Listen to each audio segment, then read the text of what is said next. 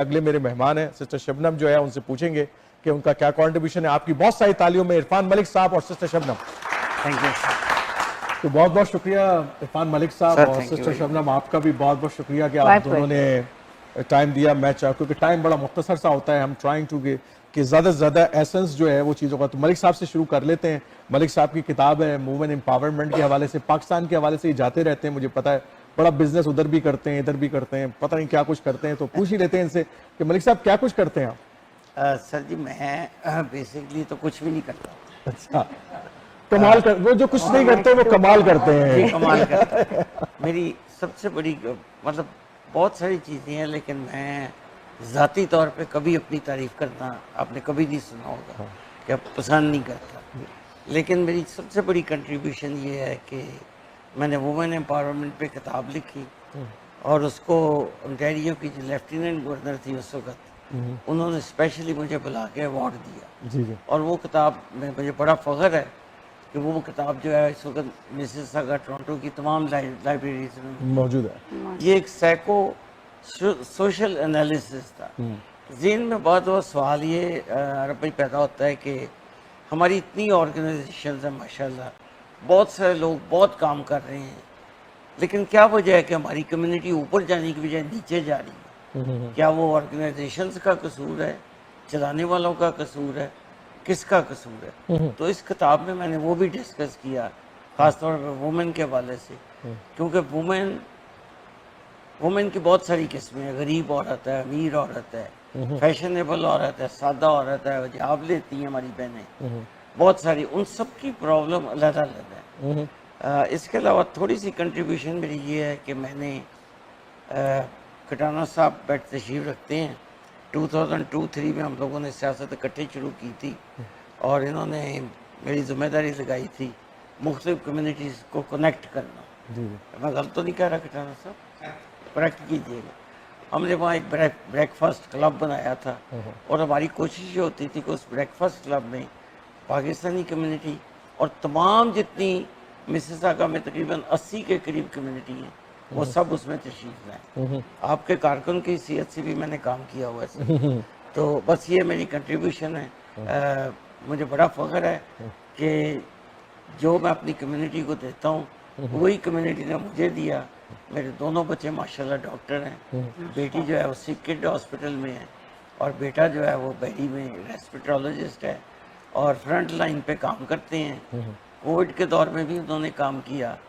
मेरे बेटे ने कैनेडियन आर्मी में भी सर्विसेज की and I am very proud of that, क्योंकि पाकिस्तान में तो हम कहते हैं ना कि मेरा पुत्र करनैल नहीं जरनैल नहीं, तो जब कैनेडियन आर्मी की बारी आती है तो हम ज़रा इधर उधर हो जाते हैं। क्यों, हमारा वतन है, हमारी जनरेशन्स का वतन है, इसने हमें बहुत कुछ दिया, रिस्पेक्ट दी, सिक्योरिटी दी, इज़्ज़त दी और सबसे बड़ी बात यह है कि मैं ज़रिया माश दिया, कि रिज़्क़े हलाल दिया।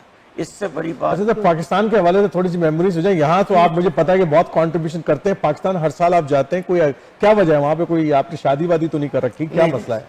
मतलब वुमेन एम्पावरमेंट पे लिखा है ना, तो हो सकता है वहाँ भी किसी को एम्पावर कर रहे हो, तो क्या पता, बताएं। पाकिस्तान में सर थोड़ा सा प्रॉपर्टी का बिजनेस है। हाँ।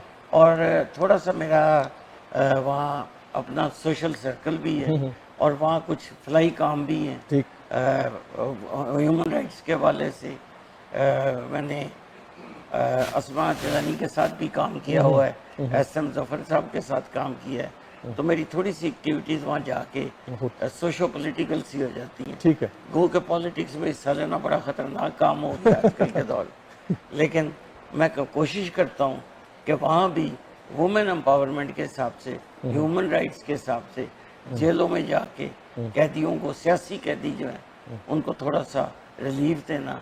उनके लिए एक ऑर्गेनाइजेशन है वकीलों की, मैं हाई कोर्ट में सीनियर एडवोकेट भी हूँ, तो वहाँ जाके हम फ्री सर्विसेज देते हैं ऐसे कैदी जिनकी उम्र बहुत ज़्यादा है और बेचारों के पास पैसा है नहीं, वो जेलों में पड़े हैं, जमानत नहीं करा सकते। बस ये मेरी मसला। बहुत बहुत शुक्रिया, बहुत सारी तालियां इरफान मलिक साहब के लिए।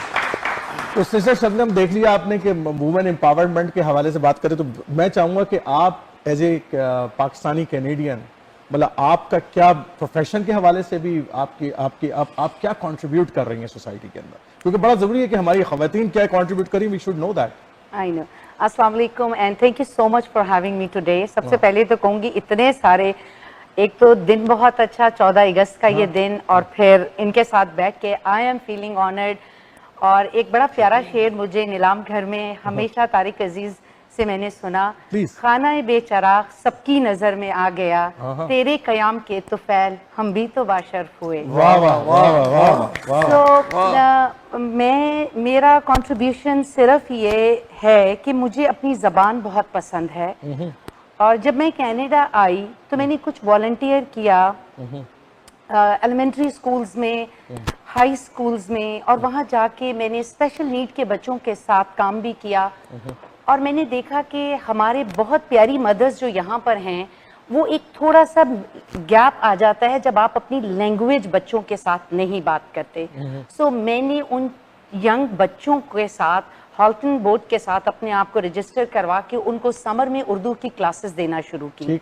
उनके अंदर वो उर्दू का लव जनरेट किया ताकि कल को वो बच्चों की पहचान बन सके अपने मुल्क से। जब आप लैंग्वेज से कनेक्टेड होते हैं तो फिर वहाँ के हर चीज से, कल्चर से, सोसाइटी से, कम्युनिटी से कनेक्शन आपका अच्छा हो जाता है।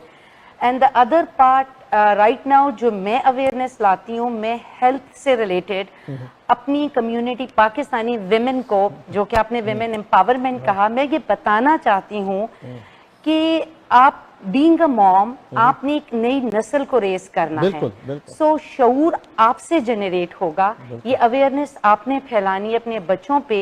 If you are a happy, healthy and positive mom, you are going to raise a healthy, happy generation.